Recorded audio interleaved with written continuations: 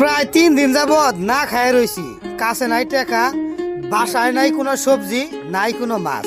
তো বিকাশ থেকে টাকা ওঠে না, তাই গেলাম বিকাশের দোকানে জানার জন্য আসলে উঠে কিনে।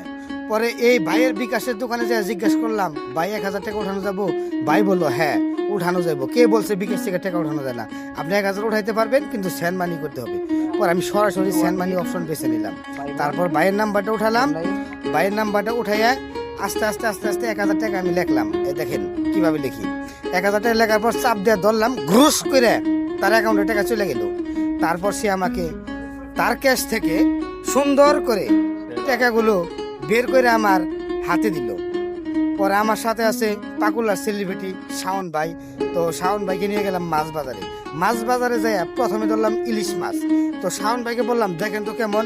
ও একটু সঙ্গে দেখলো, কয় মোটামুটি ভালোই হবে, কিন্তু আপনার কাছে টাকা হলে 1000 আপনার কি মনে আছে? পরে বললাম ওরে বাবা রে, আমার তো মনে নাই যে আমার কাছে টাকা নাই। তারপর নজর দিলাম সরাসরি কই মাছের দিক, জিজ্ঞাসা করলাম কত করে। পরে বললো এটা একদম 250 রাখবো। পরে বললাম ঠিক আছে দেন। তারপর মাছটা কিনে বাজারের আশপাশে যত মাছ আছে সেগুলোকে আমরা দেখলাম। রূপসাদা মাছ, বড় বড় চেলা মাছ দেখলেন আপনারা। হ্যাঁ, তো এই দেখেন একটা সাগর জাতীয় মাছ পাকুল্লা বাজারে পাওয়া যায়। তারপর গেলাম সবজি বাজারে। এই আলু দেখে আমি অবাক, বললাম কি আলু? কয়টার নাম হলো গাইসা আলু। তো গাইসা আলুটি ধরলাম, গাইসা আলুটি ধরে আমি একটু সুঙ্গা দেখলাম কেমন। তো সুঙ্গার পর দেখলাম ওয়াও দারুণ একটা সেন্ট।